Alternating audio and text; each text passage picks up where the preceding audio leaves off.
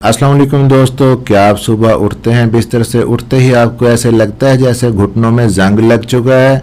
क्या हर कदम के साथ आने वाले कटक कटक की आवाज़ आपका हौसला तोड़ देती है? और क्या सीढ़ियों के सामने खड़े होकर आप सोचने लग जाते हैं कि अब ऊपर जाएं या ना जाएं? अगर ऐसा है तो आज की ये मालूमात, ये वीडियो आपके लिए बहुत ही अहम हो सकती है, क्योंकि 60 साल के बाद अक्सर लोग यही महसूस करते हैं कि घुटने अब पहले जैसे नहीं रहे। सुबह उठते वक्त सख्ती, चलते वक्त दर्द और हर कदम पे कड़कड़ाहट, चढ़चढ़ाहट, घुटनों से आवाज़ें आने लगती हैं जैसे घुटनों के साथ किसी ने कुछ लोहे की जंजीर बांध दी है। एक वक्त था जब आप दौड़ते थे, भागते थे, बच्चों के साथ खेलते थे दोस्तों, बगैर सोचे समझे सीढ़ियां चढ़ जाते थे, लेकिन आज वही टांगें आपको बोझ महसूस होने लगती हैं। और सबसे ज़्यादा डर आपको तब लगता है जब डॉक्टर कहते हैं कि घुटनों की ग्रीस ख़त्म हो गई है, कार्टिलेज आपस में रगड़ खा रही है, घिस रही है और शायद आगे चल के सर्जरी की ज़रूरत पड़े। तो उस लम्हे आप अंदर से डर जाते हैं, टूट जाते हैं। लेकिन दोस्तों, मेरे सीनियर दोस्तों, आज मैं आपको एक ऐसी बात बताने वाला हूँ जो शायद आपने पहले कभी ना सुनी हो। जो ग्रीस कम हो गई है, इसको बेहतर बनाया जा सकता है। जी हाँ, जो घुटने आपके रगड़ खा रहे हैं, इसको ठीक किया जा सकता है।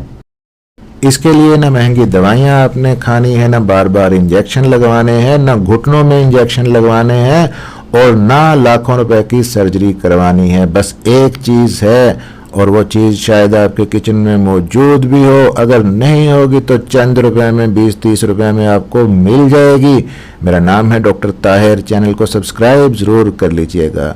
लेकिन एक बात याद रखिएगा, अगर आपने ये मालूमात अधूरी छोड़ दी, स्किप किया, तो वो राज आपके हाथ से निकल सकता है जो आपकी ज़िंदगी बदलने की ताकत रखता है। इसलिए अगले चंद मिनट सिर्फ अपने लिए निकालें, अपने घुटनों के लिए, अपनी आने वाली ज़िंदगी के लिए। सबसे पहले ये समझते हैं कि असल मसला शुरू कहाँ से होता है। अब ज़रा बात को पहले समझ लें कि आपकी जो रान की हड्डी है, यानी थाई की, और पिंडली की हड्डी, लोअर लेग की, ये एक दूसरे के ऊपर टिकी होती हैं। अब ज़रा सोचिए, अगर ये दोनों हड्डियां सीधा आपस में रगड़ खाना शुरू कर दें तो क्या होगा? शदीद दर्द होगा, घिसेंगी, नुकसान पहुंचेगा। लेकिन कुदरत ने हमारे जिस्म में इन दोनों हड्डियों के दरमियान एक नरम तह रख दी है जिसको कार्टिलेज कहते हैं। ये एक कुशन की तरह काम करती है, हर कदम का दबाव बर्दाश्त करती है, झटके को कम करती है, हड्डियों को आपस में टकराने से बचाती है। लेकिन दोस्तों, मसला तब शुरू होता है जब उम्र बढ़ने लगती है, गलत खाने पीने की आदतें बढ़ जाती हैं, वजन ज़्यादा हो जाता है। तब ये कार्टिलेज आहिस्ता आहिस्ता खुश्क होने लगती है, घिसने लगती है, पतली हो जाती है। जैसे ही कम होती है, आपस में हड्डियां रगड़ खाने लगती हैं और यही वजह बनती है फिर दर्द की, कटक कटक की आवाज़ की और तकलीफ की, जो ना आपको चलने देती है और ना रात को सोने देती है। और यहाँ पे एक और अहम बात कि ज़्यादातर लोग यही समझते हैं कि जब ये कार्टिलेज घिस गई है तो कभी वापस नहीं आ सकती। कई डॉक्टर भी ये कह देते हैं, लेकिन हकीकत कुछ और है। साइंस ये कहती है कि ये मुश्किल ज़रूर है लेकिन नामुमकिन नहीं है। कार्टिलेज दोबारा बेहतर हो सकती है, लेकिन इसके लिए ख़ास शर्त है, और ये आज की वीडियो में सबसे बड़ा राज आपको बताने लगा हूँ। हमारे जिस्म में कुदरती तौर पे खुद को ठीक करने की सलाहियत मौजूद होती है। कटा हुआ ज़ख्म भर जाता है, टूटी हुई हड्डी जुड़ जाती है, लेकिन कार्टिलेज के साथ एक मसला है, इसमें खून की नालियाँ नहीं होती। यानी जो ग़िज़ाइयत खून के ज़रिए जिस्म के बाकी हिस्सों तक पहुँचती है, वो सीधा कार्टिलेज तक नहीं पहुँच सकती। तो फिर कार्टिलेज ज़िंदा कैसे रहती है? इसका जवाब है एक ख़ास गाढ़ा और चिकना मादा जो जोड़ों के अंदर मौजूद होता है, जिसे साइनोवियल फ्लूइड कहते हैं। यही असल ग्रीस है जिसकी हम बात कर रहे हैं, जो सारी बीमारी की जड़ है। ये वो कुदरती तेल है जो घुटनों को आराम से चलने में मदद देता है और सबसे अहम चीज़ के कार्टिलेज को ग़िज़ाइयत देता है और ज़िंदा रखता है। अब सवाल ये है कि इस ग्रीस को दोबारा बेहतर कैसे किया जाए, और यही वो राज है जिसका मैंने आपसे वादा किया था। लेकिन इससे पहले एक और ज़रूरी बात समझ लें कि कार्टिलेज बनती किन चीज़ों से है। दो चीज़ों से बनती है दोस्तों। पहली चीज है कोलेजन, ये खास किस्म की प्रोटीन होती है, और दूसरी चीज है पानी। सुनने में ये बहुत आसान लगता है, लेकिन असल मसला ये है कि अगर जिस्म में खास चीज की कमी हो तो आप चाहे जितना मर्जी कोलेजन खा लें, वो कभी कार्टिलेज में तब्दील नहीं होगा, और वो चीज है विटामिन सी। जी हाँ, विटामिन सी के बगैर कोलेजन सही तरह बन ही नहीं पाता। ऐसा समझें कि ईंटें तो मौजूद हैं लेकिन सीमेंट नहीं है, तो मकान कैसे बनेगा। अब ये इतनी चीज़ें आपको समझाने का मकसद क्या था कि असल खेल क्या है आपको समझ आ जाए। आपको अपने जिस्म को वो ग़िज़ाइयत देनी है जिससे वो ख़ुद को बेहतर बना सके। और हैरत की बात यह है कि ये चीज़ें किसी महंगे मेडिकल स्टोर में नहीं बल्कि आपके किचन में मौजूद हैं। आपको 3 ताकतवर चीज़ें बताने वाला हूँ अब, जो आपके घुटनों के लिए बहुत ही फ़ायदेमंद हैं। तो दोस्तों ध्यान से सुनिएगा। पहली चीज़ है यहाँ पे गोंद। जी हाँ, वही गोंद जो लड्डुओं में डाली जाती है। शायद कभी आपकी नानी, आपकी दादी आपको सर्दियों में बना के लड्डू खिलाती रही होंगी, लेकिन क्या आपने कभी सोचा कि वो ऐसा क्यों करती थी? क्योंकि गोंद के अंदर कुदरत ने ऐसे अज्जा रखे हैं जो जोड़ों को अंदर से चिकनाहट देने में मदद करते हैं, घुटनों के खुश्कपन को कम करने में हेल्प करते हैं। एक और अहम बात यहाँ पे कि मैं यहाँ पे गोंद कतीरा की बात नहीं कर रहा, मैं यहाँ पे बात कर रहा हूँ कीकर वाली आम गोंद की, जो घी में डालने पर फूल जाती है। असल फायदा इसी में होता है, लेकिन सिर्फ गोंद काफ़ी नहीं है। दूसरी अहम चीज़ है यहाँ पे आंवला। ये छोटा सा खट्टा सब्ज फल विटामिन सी से भरपूर होता है। और याद है मैंने कहा था कि विटामिन सी वो सीमेंट है जो कोलेजन को कार्टिलेज में तब्दील करता है। अगर जिस्म में विटामिन सी कम होगा तो कार्टिलेज सही तरह से बन ही नहीं पाएगा। इसलिए रोज़ाना एक आंवला इस्तेमाल करना ज़रूरी है। आप इसे कच्चा भी खा सकते हैं, जूस की शक्ल में भी ले सकते हैं, या पाउडर की तरह भी इस्तेमाल कर सकते हैं। लेकिन अहम बात यह है कि इसे रोज़ाना इस्तेमाल करना है। अब आते हैं जी तीसरी खास चीज़ की तरफ, हल्दी और काली मिर्च। अब आप सोच रहे होंगे कि हल्दी तो हर घर में इस्तेमाल होती है, फिर इसमें ख़ास क्या है? असल राज ये है कि हल्दी अकेले इतना फ़ायदा नहीं देती। हल्दी में एक ख़ास जूस होता है जिसे करकुमिन कहते हैं, सोजन को कम करता है। लेकिन मसला ये है कि हल्दी अकेले जिस्म में सही तरह जज़ब ही नहीं हो पाती, और यहाँ पे फिर काली मिर्च का काम आता है। पाइपरिन इसके अंदर होती है जो करकुमिन के असरात को बढ़ाती है, हल्दी के असरात को बढ़ाती है। इसलिए याद रखें कि हल्दी और काली मिर्च साथ में लेंगे तो फ़ायदा होगा। अब मैं आपको एक ड्रिंक बताने वाला हूँ। ये सारी चीज़ें तो आपने सुन ली। गोल्डन जॉइंट ड्रिंक, आपने अपने जोड़ों के लिए ये गोल्डन ड्रिंक बनाना है। कैसे बनाना है, कैसे यूज़ करना है? रात को सोने से 1 घंटा पहले आपने पीना है। बनाने का तरीका नहायत ही आसान है दोस्तों, सुन लें ज़रा। सबसे पहले थोड़ी सी गोंद को घी में हल्का सा भून लें। जब वो फूल जाए तो उसे ठंडा करके पीस लें।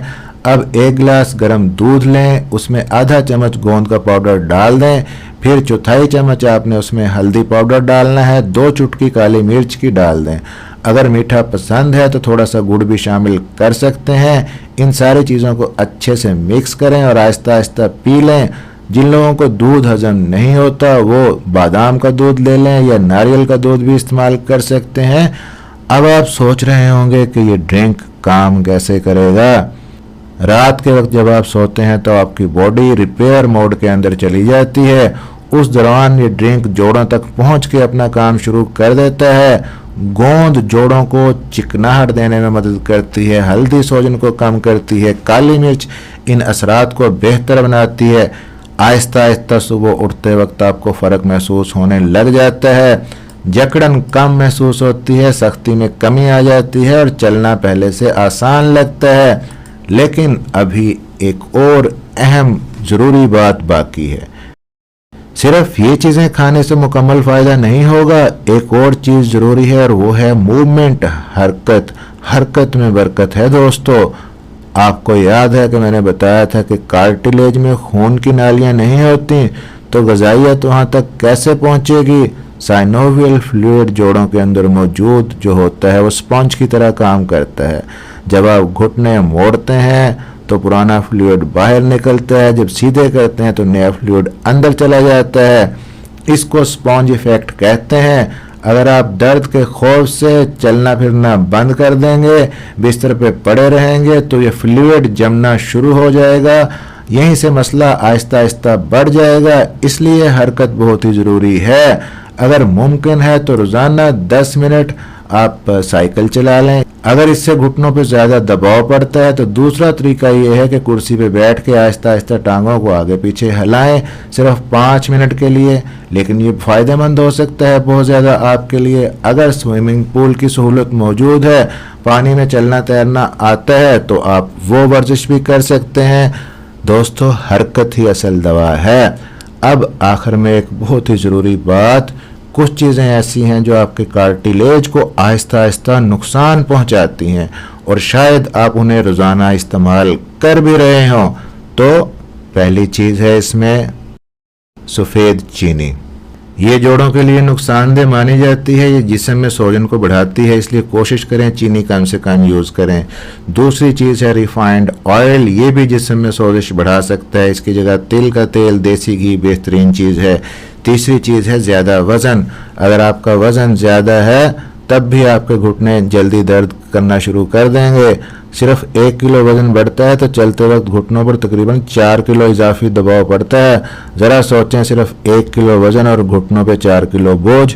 इसलिए जितना वज़न कम करेंगे उतना ही घुटनों पे दबाव कम होगा। अब आप सोच रहे होंगे कि फ़ायदा कितने वक्त में महसूस होगा इन सारी चीज़ों से। तो दोस्तों, कोई जादू तो नहीं है जो एक रात में ही हो जाएगा। कार्टिलेज को बेहतर होने में टाइम लगता है, लेकिन अगर आप आज से ही गोल्डन जॉइंट ड्रिंक लेना शुरू कर दें, रोज़ाना आंवला लें, हल्की फुल्की हरकत करें और नुकसान देने वाली चीज़ों से परहेज़ करें, तो तकरीबन 3 माह में आप फ़र्क खुद महसूस करना शुरू कर देंगे। वो सीढ़ियाँ जो कभी मुश्किल लगती थी आहिस्ता आहिस्ता आपको आसान लगेंगी। रात का दर्द कम हो जाएगा, घुटनों की कटक टक की आवाज़ कम हो जाएगी, आपका जिस्म बहुत बेहतर महसूस करने लगेगा। सिर्फ सही ग़िज़ाइयत, सही देखभाल और थोड़ा सा टाइम जो आपने देना है। उम्र चाहे 60 है, 70 है या 80 है, इससे फ़र्क नहीं पड़ता। जिस्म में खुद को बेहतर बनाने की सलाहियत फिर भी मौजूद होती है। बस पहला कदम आपको उठाना है और वो पहला कदम है आज। कल का इंतज़ार ना करें। अगर वीडियो आपको अच्छी लगी हो, इन्फॉर्मेटिव रही हो, कुछ सीखने को मिला हो दोस्तों, तो इसको लाइक और आगे शेयर ज़रूर कर दीजिएगा। चैनल को सब्सक्राइब ज़रूर कर लीजिएगा। मिलते हैं इसी तरह की अगली किसी इन्फॉर्मेटिव वीडियो के अंदर। अपना ढेर सारा ख्याल रखिएगा, दुआओं में याद रखिएगा। अल्लाह हाफिज़।